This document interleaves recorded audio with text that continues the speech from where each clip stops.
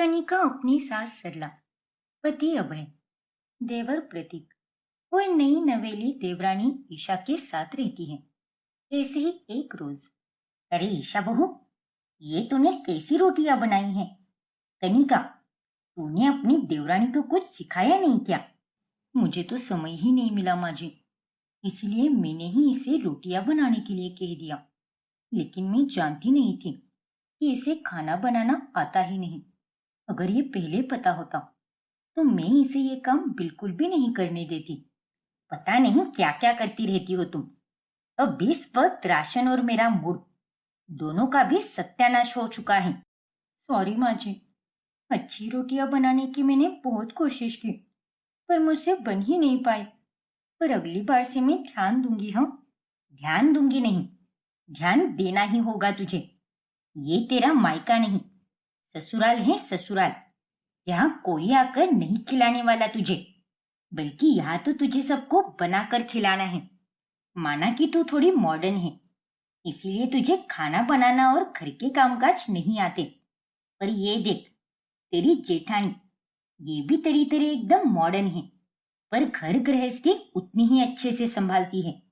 पूरे मोहल्ले में सभी इसकी बहुत तारीफ करते हैं। तो तुझे भी इससे कुछ सीखना चाहिए। और तो और तुझे वो हर एक चीज सीखनी होगी जो तेरी घर गृहस्थी संभालने के लिए जरूरी है। समझी कि नहीं? हाँ माँ जी, समझ गई मैं अब से सब कुछ सीखूंगी। और भाभी, आपको इतनी दिक्कत लेने की कोई जरूरत नहीं है। आजकल तो ऑनलाइन सब कुछ अवेलेबल है, तो मैं ऑनलाइन ही सब सीख जाऊंगी। और साथ ही रेसिपी बुक्स, कुकिंग कोर्सेस, ये सब भी तो होते ही है ना। अरे ओ नालायक, जब तेरी जेठानी यहीं पर है तो तुझे ये सारे चोचले करने की क्या जरूरत है? अरे नहीं माँ जी, आप मुझे अपने तरीके से ही सीखने दीजिए। प्लीज माँ जी, मैं इन्हीं तरीकों से बड़ी आसानी से सीख जाऊंगी। ठीक है फिर, जैसा तुझे सही लगे, लेकिन जल्द से जल्द सीख जा, वरना मुझसे बुरा और कोई नहीं होगा। सरला के कहने पर अब ईशा वाकई में खाना बनाने से लेकर घर के हर एक छोटे से बड़े काम सीखने लगती है। और एक महीने में ही वो एकदम प्रोफेशनल लेवल पर सारे काम करने लग जाती है। क्या बात है कनिका बहू, आज तो तूने घर को एकदम शीश महल की तरह चमका दिया है। इससे पहले तो ये घर मैंने कभी भी इतना चमकता हुआ नहीं देखा है। अरे नहीं माँ जी, ये सब भाभी ने नहीं, मैंने किया है। क्या? हाँ माँ जी, आपको कहा था ना मैंने कि मैं एक महीने में ही सीख जाऊंगी सब कुछ। तो लो, सीख गई मैं सब। वाह भाई वाह! देख तो कनिका, इसने तेरे से भी अच्छी सफाई की है। मानना पड़ेगा तुझे ईशा, तूने तो एकदम कमाल ही कर दिया। थैंक यू माँ जी। सरला ईशा की खूब तारीफ करती है, जिससे कनिका को भी थोड़ी जलन महसूस होती है। फिर अगले दिन ईशा 5 मिनट में ही 25 रोटियां बना देती है। और ये देखकर सरला और बाकी घर वाले एकदम आश्चर्यचकित हो जाते हैं। क्या बात है, तूने तो 5 मिनट में ही 25 रोटियां बना दी। ये तो तूने कमाल कर दिया बहू। थैंक्स माँ जी। खाकर बताइए कैसी बनी है रोटियां, और दाल सब्जी भी चखकर बताइए। बहुत ही स्वादिष्ट बनी है बहू, एकदम गोल और पकी हुई। आज के खाने का स्वाद तो कुछ अलग ही है। अरे ऐसा खाना तो मैंने आज तक कभी नहीं खाया। क्यों प्रतीक बेटा? हाँ ईशा, ये आलू गोभी की सब्जी तो मुझे ना पसंद थी, लेकिन तुम्हारे हाथ से ये बनी हुई खाकर अब तो ये मेरे फेवरेट बन चुकी हैं।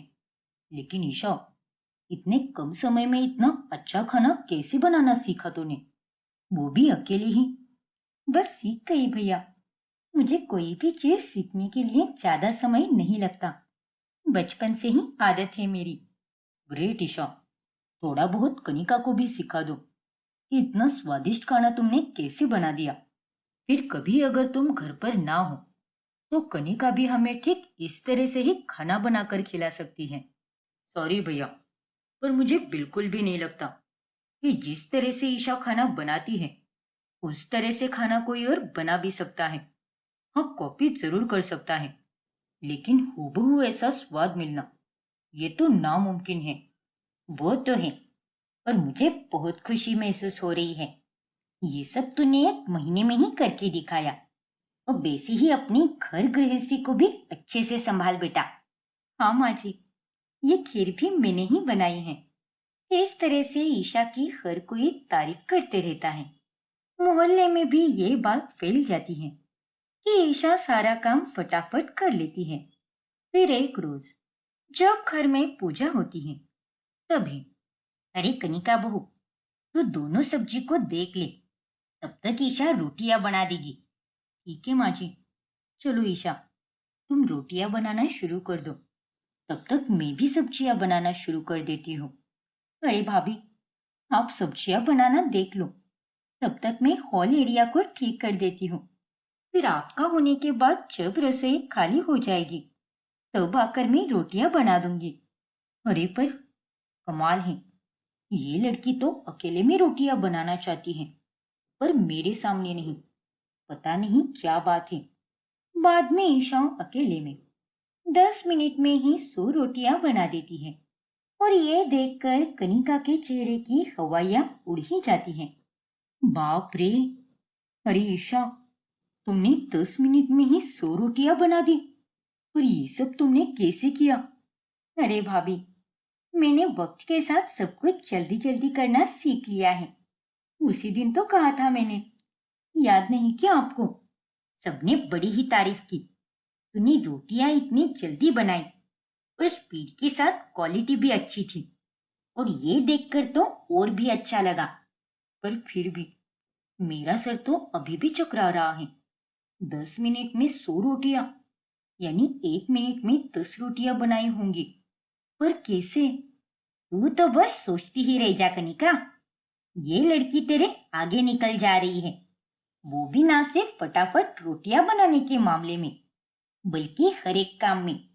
पता नहीं तू क्या करती रहती है। तेरे पीछे से आकर कितनी आगे निकल गई वो, और तू है कि वही की वही रह गई। कनिका को ईशा से बहुत जलन होने लगती है। जहाँ एक वक्त पर हर किसी की जुबान पर बस कनिका की ही तारीफें हुआ करती थी, वही अब सबकी जुबान पर ईशा की तारीफें होती हैं। एक दिन की बात है, जब सरला और ईशा दोनों बाहर से घर पर आते हैं, तभी वो दोनों कनिका को कॉल पर बात करते हुए सुन लेती हैं। अब क्या बताऊं यार, सबको लगता है कि वो बड़ी ही अच्छी अच्छी रोटियां बनाती हैं, खाना बहुत ही स्वादिष्ट बनाती हैं। लेकिन मुझे तो उसके हाथ के खाने में जरा भी खास बात नहीं लगती। अरे उससे अच्छा तो खाना मैं बना लेती हूँ। मेरी बराबरी तो वो कभी कर ही नहीं सकती। ओ नो रूपल, मेरी सास और देवरानी आ चुकी है।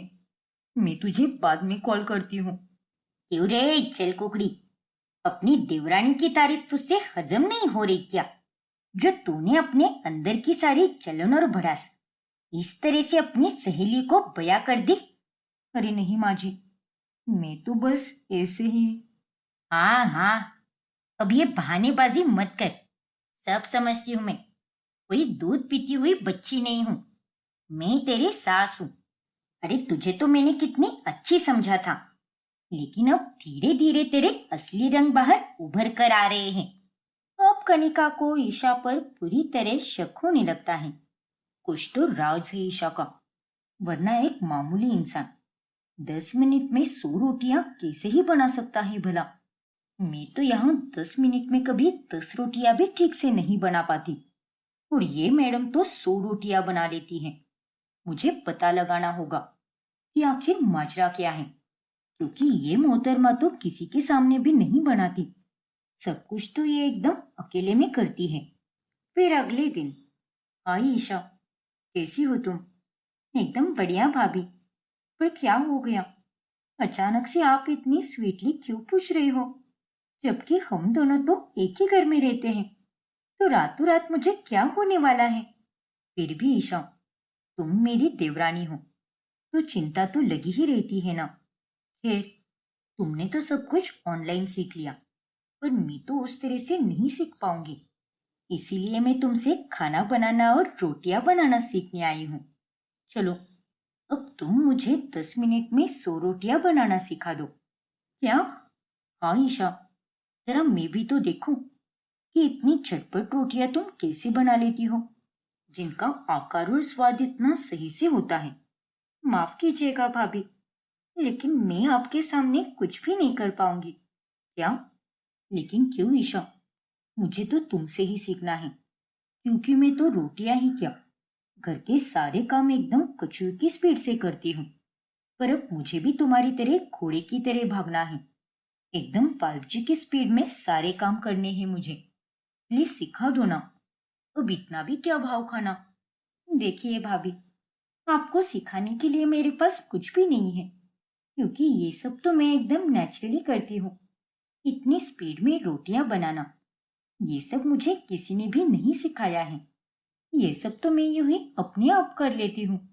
और अगर मेरे सामने कोई भी होता है तो मुझसे डिस्ट्रैक्शन हो जाता है, जिस कारण मैं 10 मिनट में सो तो क्या, एक से 50 रोटी भी नहीं बना पाऊंगी।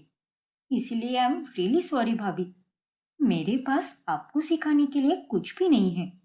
ठीक है ईशा, कोई बात नहीं, मैं तुम्हारी बात अच्छे से समझ सकती हूँ। तुम करो अपना काम, आती हूँ मैं। इतना कहकर कनिका वहां से चली जाती है। और जब वो उस दिन रसोई की खिड़की से बाहर से झांकती है, तभी उसे ईशा का सीक्रेट रोटी मेकर दिखता है, जिसका इस्तेमाल करके वो इतनी सारी रोटियां यूं मिनटों में बना देती है। किसी को भी नहीं पता कि मैं एक रोबोटिक्स इंजीनियर हूँ। इसलिए मैंने एक ऐसा रोटी मेकर बनाया है, जिससे बेलन अपने आप 1 मिनट में ही 10 रोटियां बेल लेता है। और वही लगे हाथ इस ऑटोमेटिक तवे पर रोटियां भी एकदम अच्छे से सेक देता है। ये ऑटोमेटिक तवा, बेलन और ये चकला, सब कुछ मैं रोज इस खुफिया जगह पर छुपा कर रखती हूँ, ताकि ये किसी के हाथ ना लगे और मेरा ये राज खुल ना जाए। ओ तेरी, तो ये है इस मोहतरमा का राज। मैं तो इसका पर्दाफाश करके ही रहूंगी। लेकिन 1 मिनट, क्यों ना इसका पर्दाफाश करने की जगह पर मैं पहले इस मशीन को ही इस्तेमाल कर लूं। फिर बाद में जब कनिका चुपके से मौके पे चौका मारकर उस मशीन को इस्तेमाल करने जाती है, तभी हे भगवान, मुझसे तो ये चल ही नहीं रहा। कैसी अजीबोगरीब मशीन है ये। एक काम करती हूँ, इसे तोड़ ही देती हूँ मैं। फिर उसके बाद जब ईशा खुद के हाथों से रोटियां बनाने में देरी करेगी, तब अपने आप उसकी बैंड बजेगी और उसका राज भी सबके सामने आ जाएगा।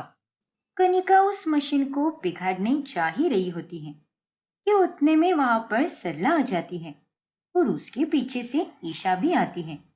नालायक कही की, अरे ये घटिया हरकत करते हुए तुझे शर्म नहीं आती क्या? मैंने कोई भी घटिया हरकत नहीं की है माँ जी।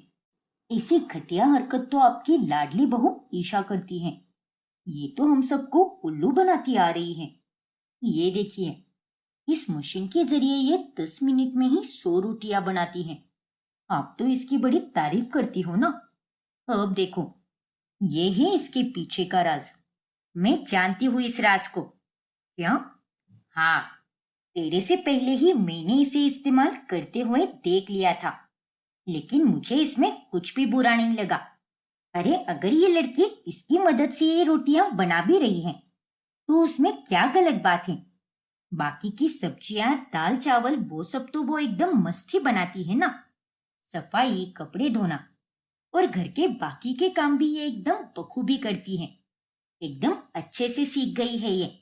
तो फिर इसकी ये एक बात को देखकर मैं इसे कैसे जज कर सकती हूँ? अरे जज तो मुझे तुझे करना चाहिए। मैंने सोचा था कि तू बहुत अच्छी है, लेकिन नहीं, तेरी इस हरकत को देखकर तू मेरी नजरों से गिर चुकी है कनिका। माफ कीजिए माँ जी, मैं तो बस।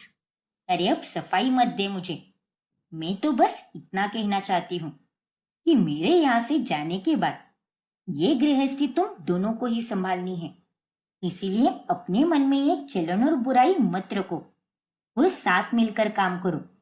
प्यार से रहो एक साथ और अपने इस घर को प्यार से संभालो। एकता में जितना प्यार होता है, उतना ही बल भी होता है, और प्यार से बड़ी ताकत इस दुनिया में कोई भी नहीं। हाँ माँ जी, आप एकदम सही कह रही हो।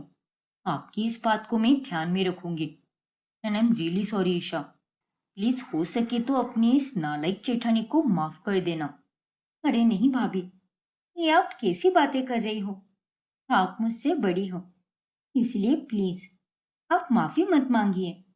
इस तरह अंत में सब ठीक हो जाता है, जिसके बाद कनिका और ईशा साथ मिलकर खुशी से अपनी घर गृहस्थी संभालते हैं। जूही अपनी माँ राधा और पिता सहदेव के साथ रहती है। वो दोनों मिल में काम करने जाया करते हैं। ऐसे ही एक रोज, माँ, मैं कब से आपकी राह देख रही थी कि आखिर आप कब आओगे और मेरे लिए गर्मा गर्म अदरक मसाले वाली चाय बनाओगे और साथ में गर्मा गर्म आलू के पराठे भी। ये भगवान, ना जाने क्या होगा तेरा जूही। अभी तेरी शादी की उम्र हो चली है और तेरे हाथ पीले करने से पहले मैं ये चाहती हूँ कि तू घर के सारे काम सीख ले। लेकिन यहाँ तो तेरा आलस खत्म ही नहीं हो रहा।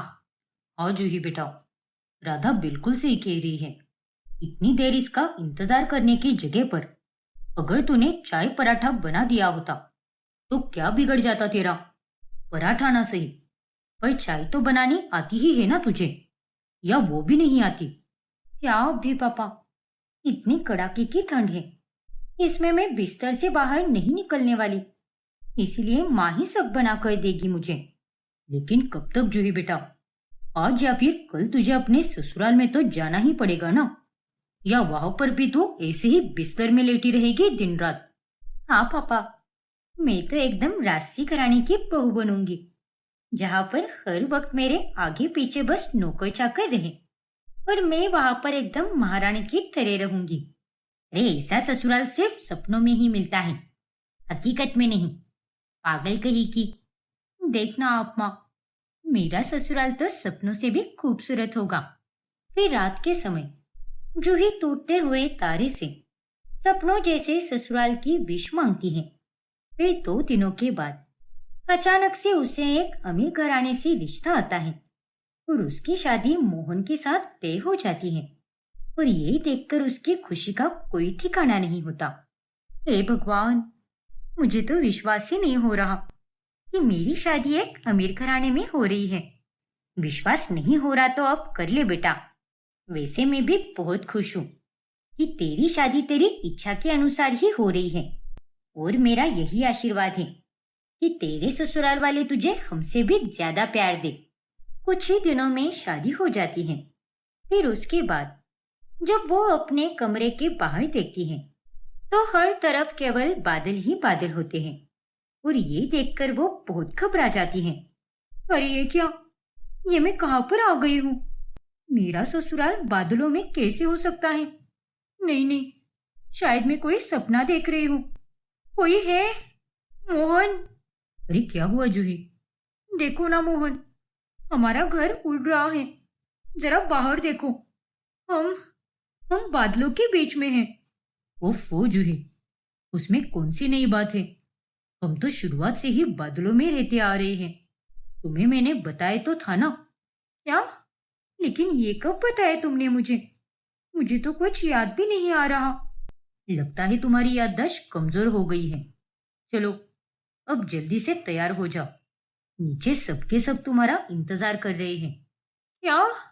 जूही देखती है कि उसका ससुराल बिल्कुल किसी सपने के महल जैसा है और ये चमत्कार देखकर उसकी आंखें फटी की फटी रह जाती हैं। ये मैं कहाँ पर हूँ और यहाँ पर मैं कैसे आ गई? मेरा ससुराल तो बिल्कुल किसी सपनों जैसा है। बाप रे, यहाँ पर तो हर एक चीज एकदम राजसी है। ब्रेकफास्ट टेबल पर सास कल्पना और ससुर ब्रिजमोहन भी मौजूद होते हैं। आओ बहुरानी आओ, तुम्हारा ही इंतजार किया जा रहा था। जी पापा जी। और बहुरानी, तुम्हारी पसंद के सारे शाही पकवान बनाए गए हैं। तुम्हें यहाँ पर किसी भी चीज की कोई कमी महसूस नहीं होने देंगे हम। लेकिन माँ जी, इतना सब करने की क्या जरूरत थी? अरे ऐसे कैसे बेटा, तुम इस घर की इकलौती बहुरानी हो तो तुम्हारी खातिरदारी में कोई कमी नहीं होनी चाहिए। हमारा किचन स्टाफ बहुत ही उम्दा खाना बनाता है और इनके हाथ का खाना चख कर तुम भी इनकी बहुत बड़ी फैन हो जाओगी। अरे वाह! अगर ऐसी बात है, तो फिर ये खाना मैं ज़रूर खाऊंगी। जूही को अपने सपनों जैसे ससुराल में बहुत अच्छा लगता है, क्योंकि वहां पर उसे हर एक चीज मिलती है। महंगे कपड़े, शाही खाना, महंगे तोहफे। लेकिन एक शाम, माँ जी, मुझे वॉक पर जाने का मन कर रहा है, लेकिन घर के बाहर तो केवल बादल घिरे हुए हैं, तो मैं बादलों पर कैसे चलूं? देखो बहुरानी, अगर तुम्हें वॉक ही करना है, तो हमारे इतने बड़े महल जैसे घर में कर लो ना। हमारे घर में तो बहुत सी जगह है, तो बाहर जाने की क्या जरूरत है बेटा? वो तो है माँ जी, लेकिन क्या मैं एक फोन कर सकती हूँ क्या? वो मुझे मेरी माँ और पापा के साथ संपर्क करना है। शादी के बाद तो मैंने उनसे बात तक नहीं की। नहीं बेटा, अब तो उनसे कभी बात नहीं कर सकती, ना ही उनसे मिल सकती हैं, क्योंकि अब हम उनसे बहुत दूर आ चुके हैं। तूने ही ये विश मांगी थी ना, कि तेरा एक सपनों से भी खूबसूरत ससुराल हो। तो लो, हो गया तुम्हारा सपना पूरा। अब तो तू खुश है ना हमारे साथ? ये आप क्या कह रही हो माँ जी? हे भगवान, मुझे तो कुछ समझ ही नहीं आ रहा कि ये मेरे साथ आखिर क्या हो रहा है। माँ जी, आप लोग तो इंसान हो ना, फिर भी आप इस जादुई बादलों के घर में कैसे आ गए? वो भी धरती से इतनी दूर, सीधे आसमान में। ये कहानी तो बहुत ही लंबी है बेटा, फिर कभी बताऊंगी। इस तरह कल्पना बात को टालकर वहां से चली जाती है, और अब जूही को अपने माता पिता की बहुत याद सताने लगती है। मुझे तो इस खिड़की के बाहर देखकर ही बहुत डर लगता है, मानो जैसे हवा का एक झोंका आएगा और मैं भी उसके बहाव में उड़कर खिड़की के बाहर चली जाऊंगी और सीधे आसमान से जमीन पर गिर जाऊंगी। माँ पापा, मुझे आप दोनों की बहुत याद आ रही है। मेरे गांव के घर में तो जिधर भी नजर घुमा, उधर हरे भरे पेड़, खेत, गाय बकरी होते थे, और यहाँ तो मेरे पास सब कुछ होकर भी कुछ भी नहीं है। कितनी बदनसीब हूं मैं। जूही को बहुत घुटन महसूस होती है। फिर एक दिन, अब बोलो ना जूही, क्या बात है? तुम इतनी परेशान सी क्यों लग रही हो? देखो ना मोहन, मुझे इस घर में बहुत घुटन महसूस हो रही है। मुझे यहाँ पर आए कितने दिन हो गए हैं, लेकिन मैं तो इस घर में किसी कैदी जैसी बन गई हूँ। मुझे बाहर की हवा खानी है, तुम्हारे साथ बाहर घूमने जाना है। ले चलो ना मुझे, प्लीज मोहन। तुम पर क्या बीत रही है, ये मैं अच्छी तरह से समझ सकता हूँ जूही, और मैं तुम्हारी इस ख्वाहिश को पूरा जरूर करूंगा। क्या? सच में मोहन? हाँ जूही, सच में।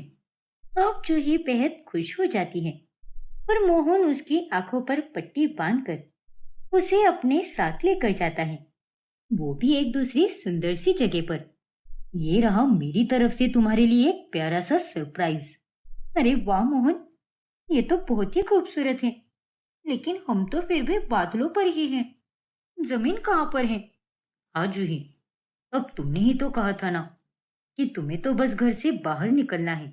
इसलिए ये हमारे घर के पास में एक सुंदर सा 5 स्टार होटल था, जो बादलों पर ही है। इसलिए मैं तुम्हें यहाँ पर लेकर आया। एक मिनट हाँ। फिर चुटकी बजाते ही वहां पर खाना प्रकट हो जाता है। ओ तेरी, ये कैसे हो गया? हमारे पास जादुई शक्तियां हैं, लेकिन वो बात अलग है कि हम इनका प्रयोग बहुत ही कम मात्रा में करते हैं। क्या? हाँ जूही, चलो अब बिना देरी के एक खाना खा लेते हैं, वरना सारा खाना ठंडा हो जाएगा। जूही जादुई दुनिया में आकर हर पल कोई ना कोई ऐसी चीज देखती है जो उसे और भी हक्का बक्का कर देती है। फिर बाद में, मृदुला और पूनम, तुम दोनों यहाँ से चली जाओ अब। मुझे कुछ देर के लिए अकेला रहना है। माफ कीजिए छोटी मालकिन, लेकिन आपकी हिफाजत करना हमारा काम है। इसीलिए हम आपको यहाँ अकेला छोड़कर जाना तो क्या, जाने के बारे में सोच भी नहीं सकते, वरना हमें काम से निकाल दिया जाएगा।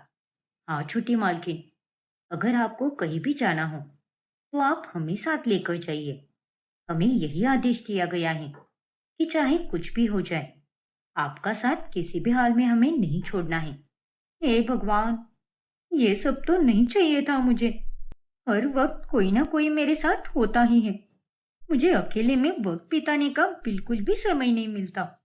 अब जूही हर रोज वही शाही खाना खाकर उब जाती है। अरे क्या हुआ जूही, आज तुमने खाना क्यों नहीं खाया? आज तो एकदम बढ़िया सी शाही खीर बनी है। मैं रोज रोज यहाँ का शाही पकवान खा खा कर पक गई हूँ मोहन। पर अब मुझे अपने माँ के हाथ की दाल चावल की याद आ रही है। मेरी माँ का आंचल, उनकी मौजूदगी की याद आ रही है मुझे। अमीर और सपनों जैसे घराने में मेरी शादी हो, ये जरूर सपना था मेरा। लेकिन मैं अपने माता पिता से अलग नहीं होना चाहती थी। सात समुंदर पार भी नहीं। मैं तो सीधे आसमान में रहती हूँ और अब मैं चाहकर भी उनके पास नहीं जा पाऊंगी। लेकिन ये फैसला तो तुम्हारा ही था ना जूही। मुझे माफ करना, लेकिन हम अपनी जादुई शक्तियों का प्रयोग केवल यहाँ बादलों के बीच में आसमान में ही कर सकते हैं। नीचे जमीन पर हमारी जादुई शक्तियां बिल्कुल भी काम नहीं करती। कोई बात नहीं मोहन, मैं समझ सकती हूँ। फिर जब जूही का जन्मदिन आता है, तभी पूरे घर को रासी अंदाज से सजाया जाता है और जूही को महंगे महंगे तोहफे भी मिलते हैं। वाह, कितना कमाल का डेकोरेशन किया है। मैंने कभी सोचा भी नहीं था कि मेरा जन्मदिन इतना खूबसूरत होगा। इतना ही नहीं, ये देखो, ये हमारी तरफ से तुम्हारे लिए सोने और चांदी का गाउन। इसे आज शाम को बर्थडे पार्टी में पहनना।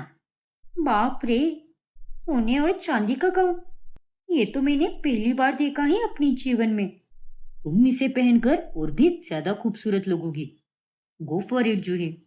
शुक्रिया मोहन। फिर शाम के समय बहुत ही बढ़िया तरीके से सभी लोग जूही का बर्थडे सेलिब्रेट करते हैं। लेकिन पार्टी के बाद वो खिड़की के बाहर नीचे धरती की तरफ देखती है और भावुक होकर खुद से कहती है, काश माँ पापा भी मेरे साथ होते, मेरे पास होते यहाँ। हर साल मुझे अपने जन्मदिन पर वो लोग मुझे सस्ता ही सही मगर एक प्यारा सा ड्रेस देते थे। माँ अपने हाथों से शीरा बनाती थी, छोटा सा ही सही, लेकिन बड़े ही प्यार से मनाते थे मेरा जन्मदिन। मुझे हमेशा ही अपना जन्मदिन ठीक आज ही की तरह एकदम रासी अंदाज में मनाना था। लेकिन ना जाने क्यों आज मेरा जन्मदिन इतना रासी अंदाज में मनाने के बावजूद भी यहाँ पर मेरा दिल ही नहीं लग रहा। मेरा दिल तो बस यही कह रहा है कि मुझे अपने माता पिता के पास होना चाहिए। वही मेरे सब कुछ है। फिर अगले दिन कल्पना जूही को खानदानी जेवर देती है। इतने सारे गहने, ऐसे गहने तो किसी राजा महाराजा के जमाने में पहनते होंगे। और तो हम भी किसी राजा महाराजा से कम है क्या बेटा? हाँ बहू रानी, इतना मत सोचो और पहन लो इन्हें, क्योंकि ये सब अब तुम्हारे ही है। आपका बहुत शुक्रिया माँ जी। लेकिन इतने बेशकीमती गहने मिलने के बाद भी जूही संतुष्ट नहीं होती। फिर वो सेविका मृदुला और पूनम से पूछती है, यहाँ से धरती पर जाने का कोई रास्ता है क्या? अगर हो तो प्लीज बताओ ना। मैं एक बार अपने माता पिता से मिलकर आना चाहती हूँ। मुझे उनकी बहुत याद सता रही है। माफी चाहते हैं, लेकिन यहाँ से आप धरती लोक पर नहीं जा सकती। जो एक बार यहाँ आसमान में आ जाए, वो फिर कभी धरती लोक पर नहीं जा सकता। क्या? नहीं। अरे पागल हो गई है क्या तू? ऐसे चिल्लाते हुए कौन उठता है भला? कोई बुरा सपना देख लिया क्या तूने? हाँ माँ, भगवान का लाख लाख शुक्र है कि वो एक सपना ही था। मैं तो बहुत डर गई थी माँ। एक मिनट हाँ। फिर जूही खिड़की के पास जाती है और घर के बाहर हरियाली और गाय बकरी को देखकर उसकी जान में जान आती है। ये सब मैंने कितना मिस किया। ये कैसे बिना सर पैर की बातें कर रही है तू? ऐसा कौन सा अजीबोगरीब सपना देख लिया तूने? दरअसल माँ, वो हुआ यूं कि फिर जूही राधा को अपने सपने के बारे में बताती है। हे भगवान! हाँ माँ, और अब मुझे समझ आ चुका है कि जीवन में असली अमीरी वही है जिसमें आप खुश रहो, संतुष्ट रहो। अगर आप अपने जीवन में संतुष्ट नहीं हो तो पैसा और शान ये सब कुछ भी नहीं है। और अब मुझे कोई सपनों से खूबसूरत ससुराल नहीं चाहिए माँ। अगर मुझे कुछ चाहिए तो केवल प्यार, अपनापन और अपना गांव चाहिए। मैं यही की हूँ और यही मेरा सब कुछ है। पागल लड़की, कुछ भी सपने देखती है। चल, आ मेरे पास। फिर जूही राधा को कसकर गले लगाती है और इस तरह अंत में सब ठीक हो जाता है और जूही अपने जीवन के हर एक छोटे से छोटे क्षण को पूरे दिल से जीने लगती है। अरे जल्दी जल्दी हाथ चलाओ, कितना समय लग रहा है? पंडित जी किसी भी वक्त रिश्ता लेकर आते ही होंगे। अरे शांत रहो भाग्यवान, पंडित जी सिर्फ लड़कियों की फोटो लेकर आ रहे हैं, ना कि किसी लड़की को साथ लेकर आ रहे हैं। तभी वहां पर पंडित जी आते हैं। राम राम पंडित जी, आइए ना, बैठिए। मैं कब से आपका इंतजार कर रही थी। वो मैं रास्ते में फंस गया था, इसीलिए थोड़ी देर हो गई। ये देखिए, जितनी भी लड़कियों की फोटो मंगवाई थी मैं वो सब लेकर आया हूँ, लेकिन पहले आपके बड़े बेटे सुनील के लिए दिखाता हूँ। अच्छा ठीक है, लेकिन उसके लिए तो कोई गांव की ही लड़की दिखाना, जो कि एकदम साधारण सी हो। आखिर वो तो सोतेला ही ना। और अगर मैं उसके लिए कोई हाई फाई बहू लाऊंगी तो वो मेरी एक नहीं सुनेगी, लेकिन वो अगर कोई गांव की होगी तो वो मेरी सारी बातें मानेगी। ये देखिए, ये शहर के मेहता परिवार की बेटी है, एकदम सुशील और गुणवान है। आपके बेटे सुनील के साथ इसकी जोड़ी एकदम अच्छी लगेगी। नहीं पंडित जी, ये ऐसी हाईफाई लड़की मुझे बिल्कुल नहीं चाहिए। मुझे तो कोई गांव की ही लड़की दिखाना, जो एकदम सिंपल सी हो। तभी हेमा की नजर एक फोटो पर पड़ती है। ये देखिए, ये वाली एकदम ठीक है। मुझे तो यही लड़की पसंद है। लेकिन मालकिन, ये तो गांव की एक गरीब लड़की है, इसे तो खाने पीने पहनने का कोई ढंग नहीं। और ये लड़की तो आपके खानदान की बराबर की भी नहीं है। वो चाहे कुछ भी हो, लेकिन मैंने जो कहा वही कीजिए और यही लड़की सुनील के लिए फाइनल कर दीजिए। और अब दिखाइए मेरे सुमित के लिए। लेकिन हाँ, उसके लिए तो मुझे कोई हाईफाई लड़की ही चाहिए। सही कहते हैं लोग, आखिर सौतेली माँ सौतेली ही होती है। सुनील बेटा कितना नेक है, फिर भी ये उससे कितना नफरत करती है। ठीक है मालकिन, ये देखिए, ये लड़की बिल्कुल आपके ही टक्कर की है, पढ़ी लिखी, मॉडर्न और शहरी। सुमित के लिए ये बिल्कुल ठीक रहेगी। हाँ, यही तो चाहिए थी मुझे। वाह पंडित जी, ये लड़की सुमित के लिए फाइनल कर दीजिए। फिर कुछ दिनों के बाद सुमित और सुनील की शादी कोमल और रिया से हो जाती है। अब मेरे सारे सपने पूरे हो गए हैं। मेरी दोनों बहुएं भी आ गई हैं। अब तुम दोनों यहीं पर बैठो, तब तक मैं अपनी सहेलियों को बुला कर लाती हूँ। फिर उसके बाद मुंह दिखाई की रस्म होगी। मम्मी जी, मुझे बहुत गर्मी लग रही है और इस हेवी लहंगे में तो मुझसे बैठा भी नहीं जा रहा। मैं जरा जाकर फ्रेश होकर आती हूँ। अरे नहीं बहू, बस कुछ देर और, फिर उसके बाद हो जाना फ्रेश, वरना मोहल्ले की औरतें आकर परेशान करेगी। ओए तू भी कोमल, यहीं पर बैठ जा, सभी लोग आते ही होंगे। फिर थोड़ी देर में मोहल्ले की औरतें आती हैं। अरे वाह हेमा बहन, तुमने तो अपने सौतेले बेटी के लिए एकदम चांद सी दुल्हन ढूंढ कर निकाल दी। लेकिन ये क्या, तेरे अपने बेटे की बहू का रंग इतना डाउन क्यों लग रहा है? अरे तूने तो एकदम अजीब जोड़ी बना दी। सौतेले बेटे के लिए एकदम चांद सी बहू और अपने बेटे के लिए एकदम अमावस का चांद। अरे नहीं नहीं, मैंने तो दोनों के लिए अच्छा ही सोचा है और मेरी दोनों बहुएं भी बहुत अच्छी हैं। हेमा रिया का चेहरा देखती है और वो मन में सोचती है, पता नहीं ये कैसे हो गया। फोटो में तो कितनी सुंदर लग रही थी और उसे देखकर ही मैंने हाँ कह दिया था, लेकिन इसका रंग तो एकदम कच्चा निकला और मैं जिसे बदसूरत समझ रही थी वो कोमल तो बेहद खूबसूरत निकली। हे भगवान, ये सब मेरे ही साथ होना था क्या? फिर गांव की औरतें वहां से चली जाती हैं। फिर अगली सुबह, रिया बहू, तू बिल्कुल मेरे जैसी ही है। मैं शहर की हूँ और तू भी शहर की है, तो तुझे मेरे लिए तरह तरह की हाईफाई डिशेस बनानी होंगी। आज तो तेरी पहली रसोई है ना, तो सब कुछ बना देना। मूंग दाल का हलवा, नमकीन में कचौरी चाट, सब्जी में मटर पनीर करेले की सब्जी, पूरी पुलाव और तारक दाल, सब फटाफट बनाकर लेकर आना। बाकियों को भी तो पता चले कि मेरी हाई फाई बहू क्या क्या बना सकती है। मम्मी जी, आज मेरी भी पहली रसोई है, तो मुझे भी बताइए कि मैं खाने में आज क्या बनाऊं। अरे तू ये सब कहाँ बना पाएगी? तू तो गांव की गंवार लड़की है, इसीलिए तू सादा सा दाल चावल ही बना देना, वही आता होगा तुझे। नहीं मम्मी जी, मुझे सब बनाना आता है। मेरी भाभी शहर की है, तो उन्होंने मुझे सारे शहरी पकवान कैसे बनाते हैं वह सब सिखाया है। इसलिए आप चिंता मत कीजिए, आपको जो चाहिए वो बस बता दीजिए। ऐसा है क्या? चल ठीक है, मैं भी देखती हूँ कि तू क्या कर लेती है। तू भी वही बना दे जो मैंने रिया बहू को बोला है। आखिर पता तो चले कि तुम दोनों के खाने में क्या अंतर है। ओ माय गॉड, अब मैं क्या करूं? मुझे तो कुकिंग आती ही नहीं, कभी किचन में गई भी तो नहीं हूं मैं। और मम्मी जी ने तो मुझे कितना कुछ बोल दिया, लेकिन ये सब तो मेरे बस का है भी नहीं। और एक ये पागल है जो हर चीज में हाँ बोले जा रही है। मैं भी देखती हूँ कि ये लड़की क्या क्या बना सकती हैं। फिर वो दोनों रसोई में जाती हैं।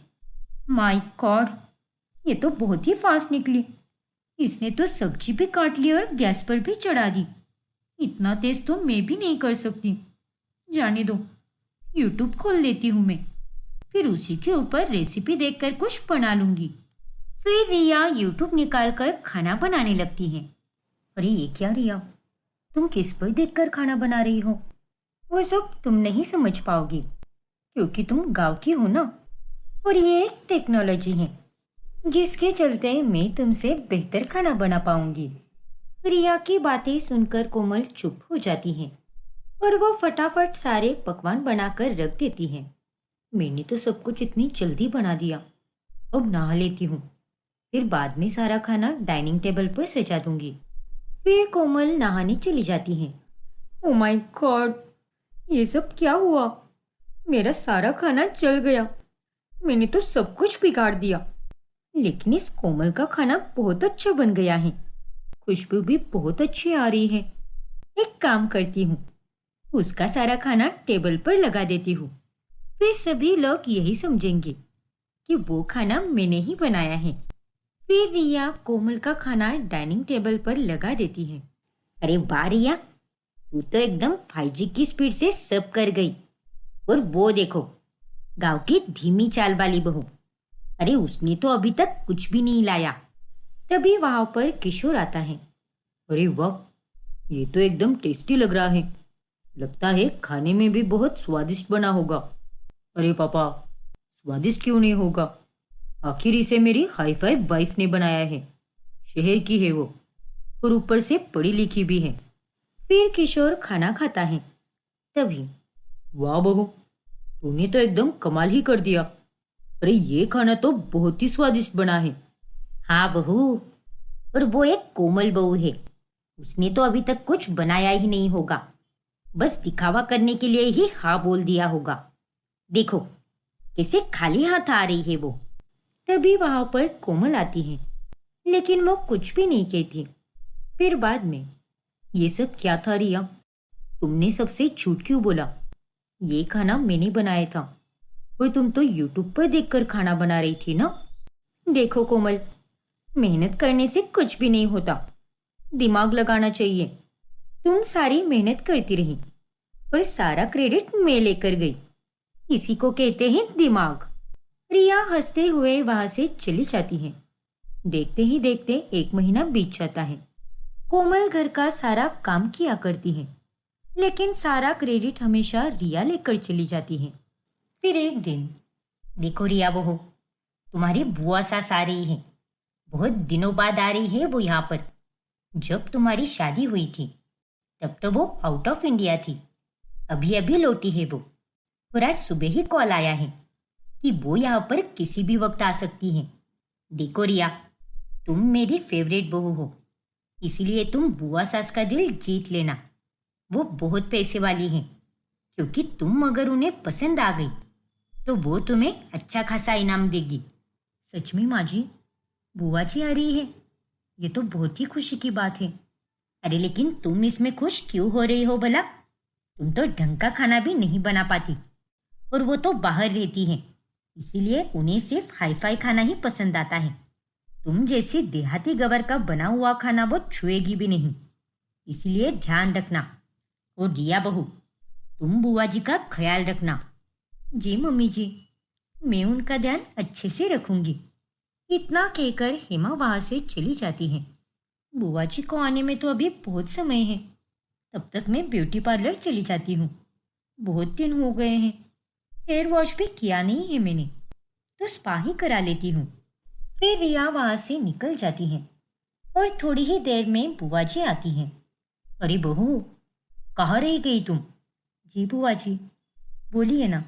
अरे तुम कौन हो? मैं कोमल हूँ बुआ जी, सुनील जी की पत्नी। अच्छा, तो तुम ही हो वो गांव की बहू। वैसे मुझे गांव के लोग बहुत अच्छे लगते हैं। माना कि मैं लंदन में रहती हूँ, लेकिन अभी भी अपनी संस्कृति से जुड़ी रहती हूँ। अच्छा बहू, मेरे लिए कुछ देसी खाना बना दो। सफ़र करके आई हूँ तो बहुत भूख लगी है। बस कुछ ऐसा खाना बना देना जिसमें गांव का स्वाद आ जाए। जी बुआ जी, आप नहा धोकर फ्रेश हो जाइए, मैं तुरंत बना कर लाती हूँ। फिर कोमल रसोई में जाती है और फटाफट तरह तरह के पकवान बनाकर डाइनिंग टेबल पर सजा देती है। अरे ये क्या बहू, जब तक मैं नहा रही थी तब तक तुमने इतने सारे पकवान बना दिए। वाह बहू, तुम तो एकदम 5G स्पीड से काम करती हो। जी बुआ जी, खाना तो मैं बचपन से बनाती आ रही हूँ, इसीलिए हाथ तेज हो गया है। ये तो बहुत अच्छी बात है, और ये खाना भी बहुत स्वादिष्ट है। ये भिंडी का भरवा और करेले का अचार, वाह, इसे खाकर तो मज़ा ही आ गया। फिर एक दिन, अरे क्या आप भी दीदी, कुछ दिनों के लिए और हमारे साथ रह लीजिए ना, हमें उतना ही अच्छा लगेगा। अरे नहीं भाभी, अब मैं और नहीं रह सकती। वैसे तुम्हारी दोनों बहुएं में से तो मुझे गांव की बहू ही बहुत पसंद आई। उसका खाना, उसके बोलने का तरीका, और खास तौर पर उसके विचार मुझे बहुत अच्छे लगे। ये आप कैसी बातें कर रही हो दीदी? शायद आपको कोई गलतफहमी हुई है। मेरी शहर वाली बहू तो सबसे अच्छा खाना बनाती है। उतने में वहां पर कोमल आ जाती है। कोमल बहू, घर की सारी सब्जियां खत्म हो गई हैं, तो बाजार जाकर लेकर आना। जी माँ जी, अभी लेकर आती हूँ। फिर कोमल बाजार चली जाती है। आप बैठिए ना दीदी, मैं ऊपर से थोड़ा काम करके आती हूँ। तभी वहां पर रिया आती है। अच्छा हुआ जो तुम आ गई रिया बेटा, जल्दी से मेरे लिए सैंडविच बना दो, बहुत भूख लगी है। और हाँ, साथ में लच्छा पराठा, पनीर प्याजा और मीठे में गाजर का हलवा भी बना देना। तुम तो स्पीड से काम करती हो ना, तो जल्दी से बना कर लेकर आओ। जी बुआ जी। फिर रिया किचन में चली जाती है। हे भगवान, मैं तो अपने ही जाल में फंस गई हूँ। मुझे तो कुछ बनाना आता ही नहीं। यूट्यूब पर देखकर भी नहीं बना पाऊंगी मैं। और अब तो यहाँ पर कोमल भी नहीं है मदद करने के लिए। पता नहीं अब मैं क्या करूंगी। रिया बहुत कोशिश करती है, लेकिन उसका सारा खाना जल जाता है। अरे दीदी, आप अभी तक यहीं पर बैठी हो? हाँ तो क्या करूं मैं, 4 घंटे हो गए हैं, लेकिन तेरी बहू ने अभी तक खाना ही नहीं दिया मुझे। पता नहीं ऐसा क्या बना रही है वो। हाँ दीदी, बहुत देर हो गई उसे आज खाना बनाने में। रुको, मैं ही जाकर देखती हूँ। फिर हेमा किचन में चली जाती है। अरे ये क्या है रिया बहू, तूने पूरी रसोई जंग का मैदान क्यों बना दी? यहाँ पर कितनी गंदगी फैली हुई है। माफ कर दीजिए मम्मी जी, लेकिन मुझे खाना बनाना आता ही नहीं। मुझसे गलती हो गई मम्मी जी। ये तो क्या कह रही है? उस दिन मुंह दिखाई में तो तूने ही खाना बनाया था ना, तो फिर आज क्या हुआ? देख रिया, जो भी है सच सच बता। नहीं मम्मी जी, वो खाना कोमल ने बनाया था, और मैंने तो उस खाने को बस टेबल पर सजा दिया था। हाय रे मेरी फूटी किस्मत, मैंने सोचा शहर की हाईफाई बहू लाऊंगी ताकि गांव वाली को दबा सके, पर तू तो एकदम नाकारा निकली। गांव वाली सारी मेहनत करती रही और तू उसका सारा क्रेडिट लेकर बैठ गई। फिर हेमा बुआ जी के पास आती है। माफ कर दीजिए दीदी, दरअसल रिया को खाना बनाना आता ही नहीं। देखा, इसीलिए कहती हूँ कि किसी के साथ भी बुरा नहीं करना चाहिए। अरे जिसका तुम भला नहीं चाहती थी उसका भगवान ने ही भला कर दिया और सुनील को इतनी अच्छी बहू मिली। उतने में वहां पर कोमल आती है। क्या हुआ बुआ जी, आपको कुछ चाहिए क्या? हाँ बेटा, बहुत भूख लग रही है मुझे, कुछ बना देना खाने के लिए। बस 10 मिनट दीजिए बुआ जी, मैं अभी बना कर लाती हूँ। फिर कोमल रसोई में चली जाती है और 10 मिनट में फटाफट कुछ बनाकर लाती है। वाह, ये है असली संस्कार। बस 10 मिनट में इतना स्वादिष्ट खाना बना दिया। और वो तुम्हारी मॉडर्न बहू, 4 घंटे से किचन में थी वो, लेकिन एक चाय तक नहीं बना सकी। फिर बुआ जी एक डायमंड का हार कोमल को दे देती हैं। अरे नहीं बुआ जी, ये सब मुझे नहीं चाहिए। अरे रख लो बेटा, ये तुम्हारा इनाम है, क्योंकि तुमने मेरा बहुत ख्याल रखा है। और अब मेरी फ्लाइट का टाइम हो गया है, तो अब मुझे निकलना होगा। इतना कहकर बुआ वहां से चली जाती है और हेमा उसके हाथ से वो सेट छीन लेती है। अरे ये हार तुम जैसे गरीबों के लिए नहीं है, जा यहाँ से, किचन में जाकर खाना बना। ये हार तो कितना सुंदर है और कितना महंगा भी लग रहा है। माँ जी के पास जाकर ये क्या करेगा? नहीं नहीं, ऐसे डायमंड हार को तो मेरे पास ही होना चाहिए। फिर रिया चुपके से हेमा के कमरे में जाती है और लॉकर खोलकर डायमंड के हार के साथ वो बाकी के गहने भी निकालती हैं। और तभी वहां पर हेमा आती है। ये तो क्या कर रही है बहू? मेरे लॉकर से सारे जेवर क्यों निकाले हैं तूने? अरे मम्मी जी, आप इतने सारे महंगे महंगे जेवर लेकर क्या करेंगी? ये सब तो मेरे पास होना चाहिए ना। नहीं नहीं, मेरे जेवर वापस लौटा दे मुझे, मैं तुझे कुछ भी नहीं दूंगी। उतने में वहां पर सुमित आ जाता है। क्या हुआ रिया, तुम इतनी परेशान क्यों हो रही हो? देखो ना सुमित, तुम्हारी माँ ये नेकलेस मुझे दे ही नहीं रही। मुझे ये सारे नेकलेस बहुत पसंद है, इसलिए मैं इसे लेकर जा रही हूँ। और ये है कि जबरदस्ती मुझसे सब छीन रही है। ये आप क्या कर रही हो माँ?